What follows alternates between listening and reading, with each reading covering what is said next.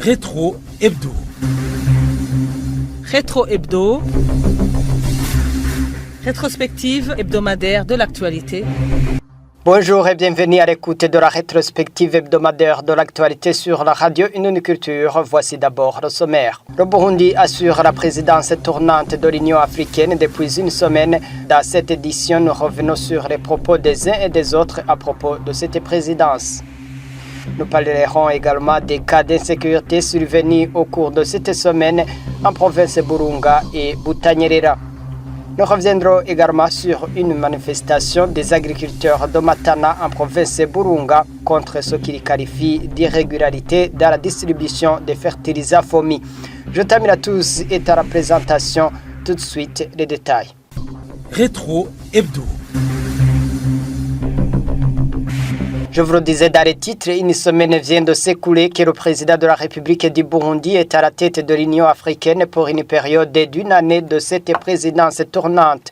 De retour au Burundi lundi de cette semaine en provenance de l'Éthiopie pour la remise et reprise, le président Evariste Ndayishimiye a rassuré les Africains que le Burundi sera à la hauteur de la tâche, surtout en rapport avec la quête de la paix en Afrique, car le Burundi a de l'expérience à la matière. On l'écoute dans la traduction de Crystalise Harerimana.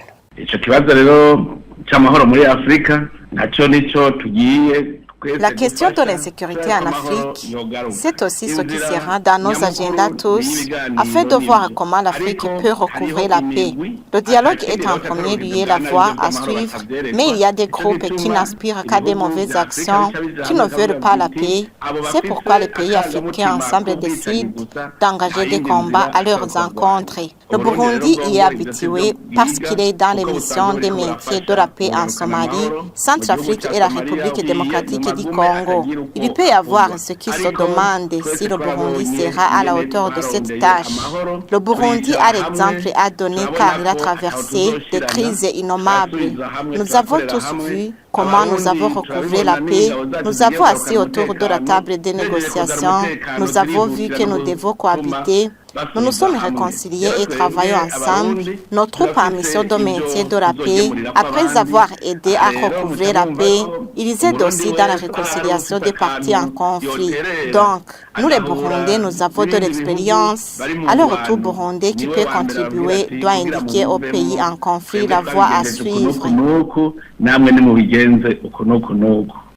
Les Burundis qui l'ont accueilli à son arrivée laissent s'exprimer leur joie.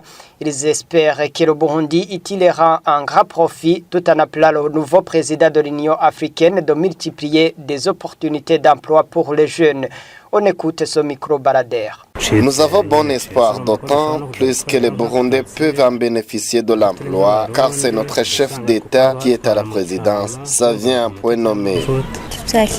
Nous sommes enchantés par cela. C'est un événement heureux. Nous serons bien traités. Je m'attends à ce qu'il unifie l'Afrique. J'accueille cela de bon cœur. Je m'attends à une plus-value au Burundi, notamment en ce qui est d'avoir des marchandises à bas prix, comme les habits à prix réduit ainsi que d'autres produits d'importation. Et je pense que cela permettra la baisse de leur prix. Je suis satisfait de cela, c'est une bonne chose. Je ne m'attends à rien de particulier, mais s'il y a amélioration de la situation, ce serait mieux.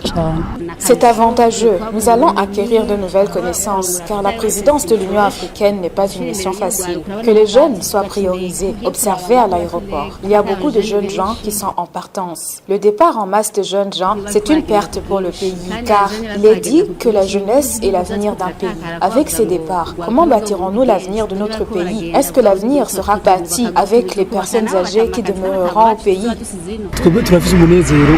Nous sommes si ravis que son Excellence président de notre patrie, qu'il ait été porté à la présidence de l'Union africaine. Nous en sommes contents. Ce que nous Burundais attendons, c'est que nous aurons l'occasion de voyager facilement dans ces pays, car il y a une unité des pays africains. Moi, j'en suis satisfait. Mais le parti AND Inadohoka doute de la promesse du chef de l'État Évariste Ndayishimiye de faire taire définitivement les armes en Afrique, alors que ce dernier est encore sous le joug du colonisateur, estime Gaspard Kobako, président de ce parti. On l'écoute. Dans un contexte où l'Afrique est prisée et convoitée par des grandes puissances, il est fort probable qu'il ne va pas faire un pas de géant. Il faudrait qu'à l'unisson, les Africains se rendent compte qu'ils ont leurs propres problèmes et que ces problèmes ne seront pas résolus par des étrangers, plus particulièrement les puissances, parce que leur souci, c'est de s'accaparer des richesses minières de l'Afrique, celle du Congo en particulier, parce que c'est le pays qui regorge le plus de richesses minières naturelles. Ce pays risque de ne pas avoir la paix si les pays africains à l'unisson se mettent ensemble pour dire c'est un pays frère qui est en train d'être démantelé par des étrangers, en se servant bien sûr des strapontés intérieurs, parce que lorsque un pays est gangréné par la corruption, ça lui des dégâts, c'est-à-dire que ça va entrer comme de l'eau qui va dans une rivière. Donc, il va peut-être capitaliser, se servir des expériences à la tête de la CEAC, de la communauté est-africaine. Il connaît les difficultés qu'il a connues pendant ce temps. Il se pourrait que ce soit les mêmes et que les mêmes causes risquent de produire les mêmes effets.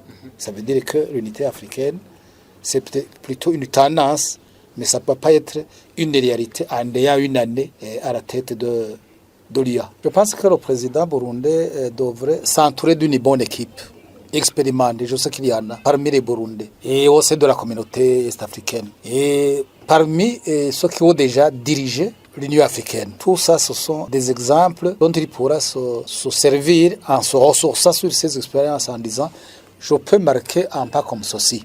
Une délégation de l'Union européenne en visite au Burundi au cours de cette semaine a plaidé devant le chef de l'État pour l'ouverture d'un corridor humanitaire pour les réfugiés congolais se trouvant au Burundi.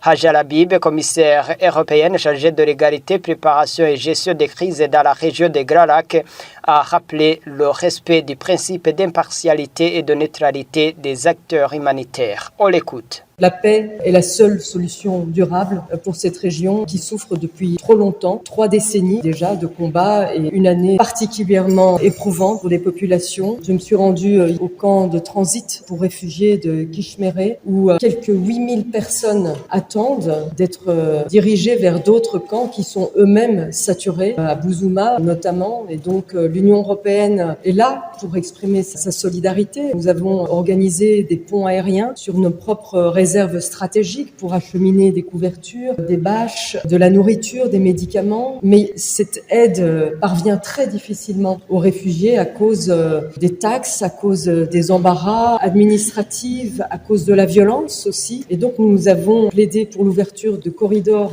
humanitaires, pour la réouverture aussi de la frontière entre Bujumbura et Uvira, pour que cette aide parvienne à Uvira, là où il manque de tout. Les services de base ne sont plus assurés à cause de l'occupation par les forces du M23 qui se sont retirées mais qui restent à proximité et qui créent un climat de peur. Donc je viens ici avec un plaidoyer purement humanitaire pour que les principes de neutralité, d'impartialité de nos acteurs humanitaires soient respectés, que leur vie ne soit pas mise en danger alors qu'ils essayent de soulager les souffrances des populations déplacées.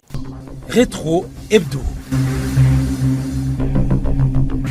3 personnes ont été assassinées dans la nuit de mercredi sur la colline Mugumure en zone Mukubano, commune Nyanza, province de Burunga. Selon le commissaire de police de la commune de Nyanza, les victimes ont été tuées à la machette par le chef de famille. Les personnes assassinées sont son épouse, l'un de ses enfants ainsi qu'une voisine qui avait passé la nuit dans le foyer. Les conflits familiaux seraient à l'origine de ces cas d'assassinat. Un crime similaire avait été signalé dans la commune de Rumongue où une jeune fille avait été violée puis étranglée au début de la semaine. Ces actes relancent donc les inquiétudes sur la recrudescence des violences domestiques et des crimes graves dans la région. Et à Butanyerera, une personne a été tuée et 3 autres ont été grièvement blessés suite à une explosion de grenade lancée dans la nuit de mercredi à jeudi sur la colline Rubungu dans la zone Gikomero en commune de Muhanga. 2 personnes présumées être impliquées dans cet acte ont été interpellées.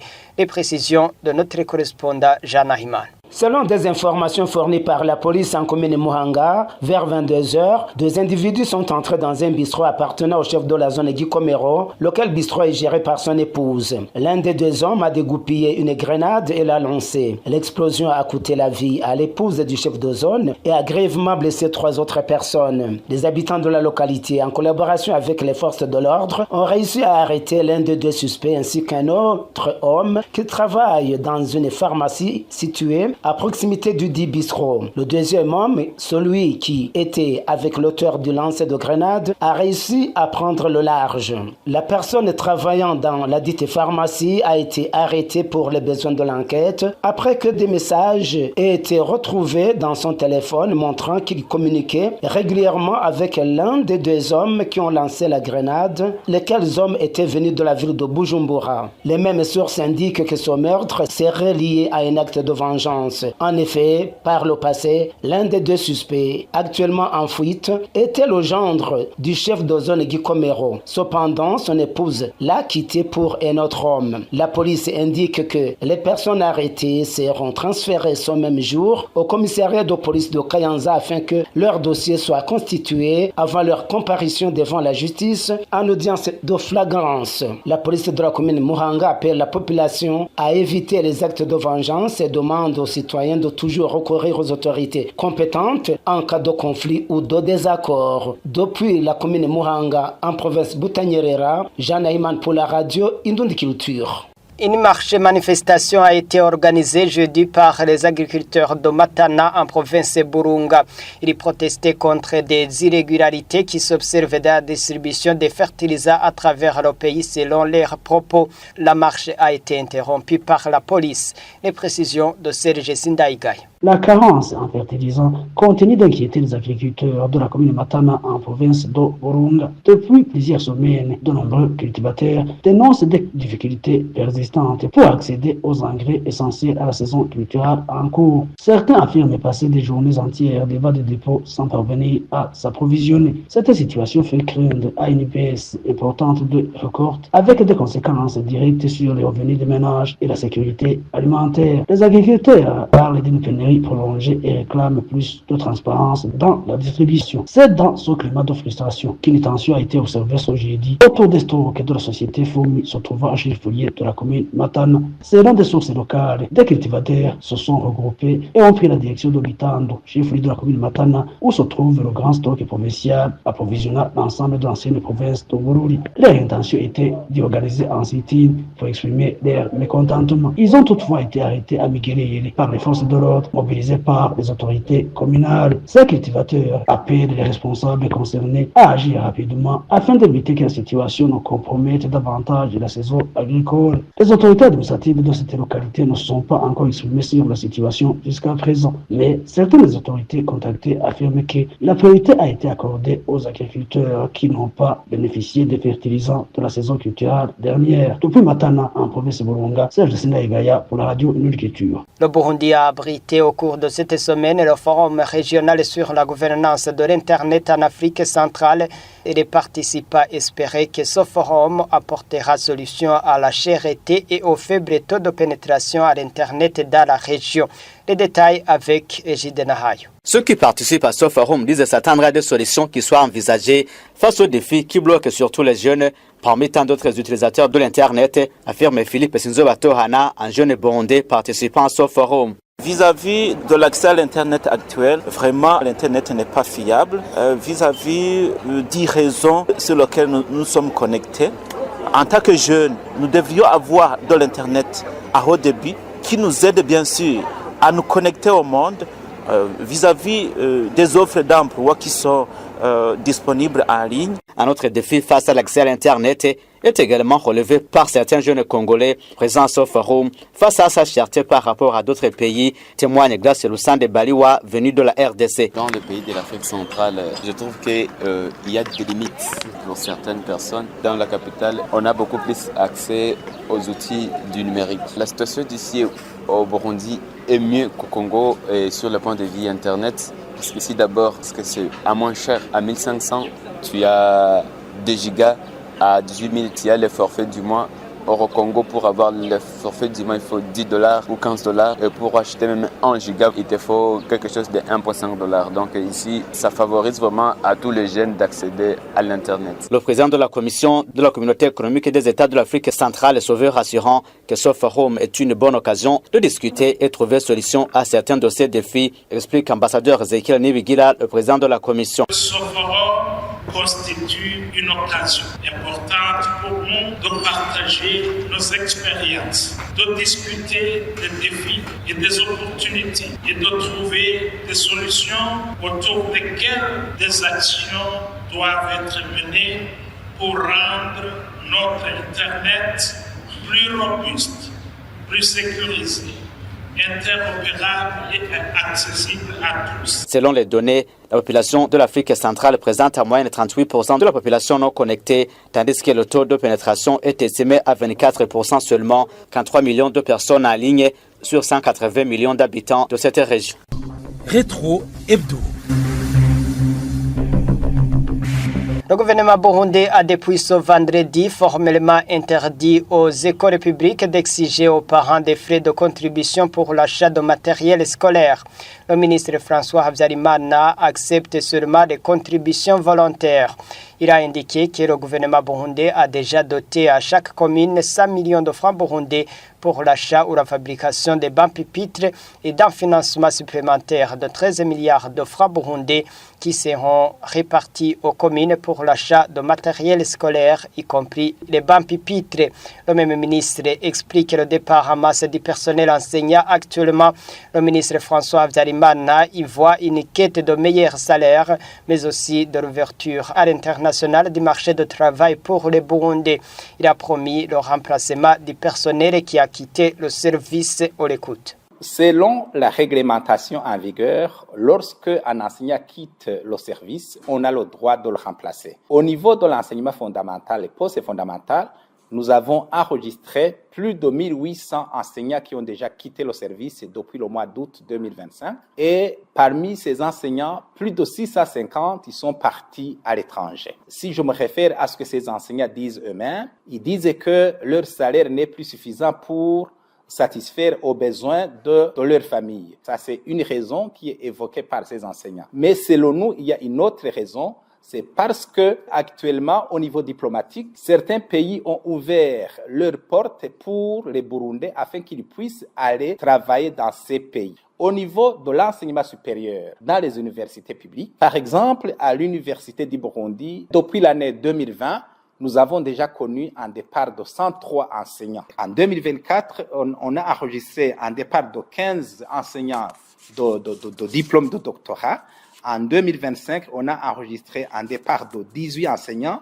Et depuis le mois de janvier à février 2026, on vient de connaître un départ de 5 professeurs attitrés. Cela est lié effectivement, si je me réfère au rapport que je reçois de l'université, c'est, je dirais, un problème de salaire. Le ministre François Habyarimana tranquillise également les enseignants de l'université du Burundi à propos des salaires jugés aussi dérisoires, indiquant que la mise en application de la politique salariale arrive à un stade important. L'Observatoire pour la lutte contre la corruption et les malversations économiques, OLICOM en sigle, invite alors le gouvernement burundais à promouvoir la croissance économique afin de couper court à la fuite des cerveaux, pas seulement dans le secteur de l'éducation, mais également dans d'autres secteurs. Écoutez Alexis Nimubona, il est chargé de la communication à l'OLICOM. La première catégorie, c'est la jeunesse. La deuxième catégorie, ce sont les filles et les femmes. La troisième catégorie, selon les données que l'OLICOM a recueillies, est constituée par des intellectuels. Et nous avons un problème de qualité de service. Alors, l'autant d'intellectuels que nous avons dans le pays cherche à aller à l'étranger. Par exemple, dans le domaine médical, vous savez que la plupart des Burundais continuent à aller se faire soigner dans les pays limitrophes, plus particulièrement au Rwanda. Vous voyez donc, c'est suite à cette fuite de cerveau. Plus de médecins burundais, la plupart sont au Kenya, là où ils touchent plus par rapport au Burundi. Alors vous voyez que c'est un problème majeur. Qui va aider le Burundi à atteindre cette vision? Même les fonctionnaires, les cadres cherchent à aller à l'extérieur du pays. Nous ne rêvons pas à atteindre la vision sans main-d'œuvre, sans intellectuels éminents, capables de créer, de développer des programmes de développement capables à accroître notre économie. Il est temps que les Africains, même les Burundais, le gouvernement du Burundi, doit prendre des mesures qui s'imposent pour accroître, pour promouvoir la croissance économique. Une autre chose, il faut que le gouvernement du Burundi prenne des mesures sincères pour que la vie quotidienne d'un Burundais s'améliore. Ce samedi, le monde a célébré la Journée internationale de la langue maternelle. Au Burundi, un décret portant orthographe de la langue maternelle, le Kirundi, est en préparation. Le secrétaire exécutif de l'Académie Rundi, Pascal Tuyubahe, regrette l'absence à l'heure actuelle d'une règle générale de l'usage du Kirundi à l'écrit. On l'écoute. C'est une journée qui a été instituée par l'UNESCO et le Burundi s'associe au monde entier pour célébrer cette journée dédiée à la langue maternelle. Il y a eu la mise en place d'un conseil académique de l'Académie Rundi formé par des experts en matière de la langue Kirundi et de la culture Rundi. Il y a eu l'élaboration d'un document sur l'orthographe standard du Kirundi. Ce document comporte des indications qui montrent comment le Kirundi doit être employé au niveau de l'école, du moment qu'il y a des mots, des phrases qui sont écrits différemment. Ce document sera accompagné d'un décret portant orthographe standard du Kirundi. Le projet suit le cours normal pour que ce décret puisse être mis à la disposition de tous les Burundais. Tous les Burundais doivent écrire de la même façon. Même au niveau de l'éducation, il y a un moment où on avait introduit plusieurs langues à l'école fondamentale et il y a un constat que l'apprenant ne parvient pas à maîtriser toutes les langues en une seule fois. Les recherches qui ont eu lieu admettent que, moi aussi en tant que linguiste, je suis d'accord qu'on parvient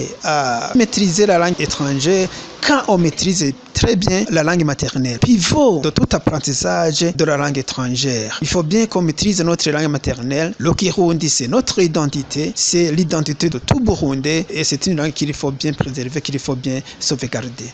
Et c'est ainsi que profite cette rétrospective hebdomadaire de l'actualité sur la radio Indoniculture. Merci de l'avoir écouté et bonne suite des programmes. Rétro Hebdo.